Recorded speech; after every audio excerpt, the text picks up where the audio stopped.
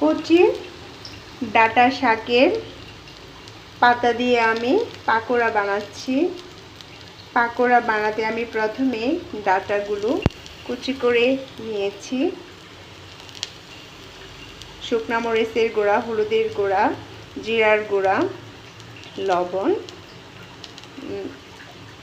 পেঁয়াজের কুচি, রসুনের কুচি, আদার কুচি সব দিয়ে একত্রে, ডালের গুঁড়া, এগুলো দিয়ে আমি একত্রে মাখিয়ে নিয়েছি।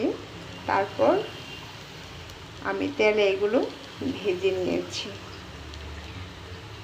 কচি ডাঁটার পাকোড়া খেতে খুবই মজা, তাই আজকে আমি কচি ডাঁটার পাকোড়া বানালাম।